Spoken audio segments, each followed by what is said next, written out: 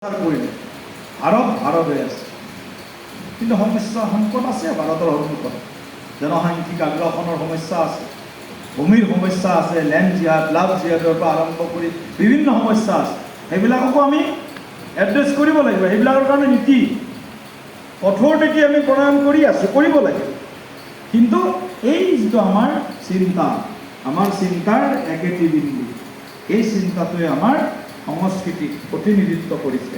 চিন্তা কি? এক সংস্কৃতি। চিন্তা কি? এক দেশ। চিন্তা কি? এক ভাৰত শ্ৰেষ্ঠ ভাৰত। চিন্তা কি?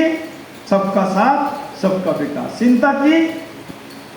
জাষ্টিস টু অল, এপিজমেণ্ট টু নান।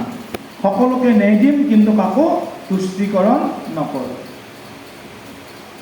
এইবিলাক হ'ল আমাৰ চিন্তা, এইবিলাক আমাৰ দৰ্শন।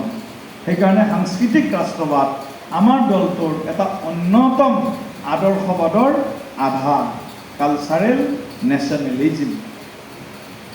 এইটো সাধাৰণকৈ একদম বুজাই দিছোঁ, বুজি পাইছেতো? পাইছেনে কথাখিনি?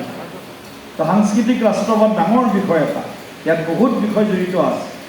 তো সাংস্কৃতিক ৰাষ্ট্ৰবাদৰ ডাঙৰ উদাহৰণ এটা কি? শ্ৰীমন্ত শংকৰদেৱে দুবাৰ পদব্ৰজে ভাৰত ভ্ৰমণ কৰিছে। কিয় গৈছে?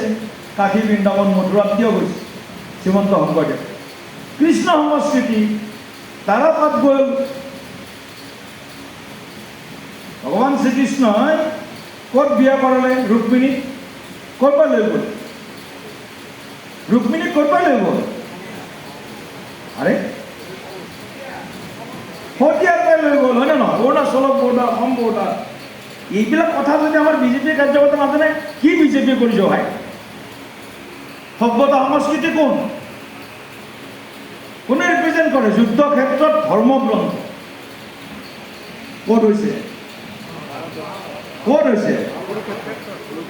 আমেৰিকা ইৰাণৰ যুদ্ধ চলি আছে, ধৰ্মগ্ৰন্থ ৰচনা হৈছে নেকি? ৰাছিয়া ইউক্ৰেইনৰ যুদ্ধ হৈছে, ধৰ্মগ্ৰন্থ ৰচনা হৈছে নেকি?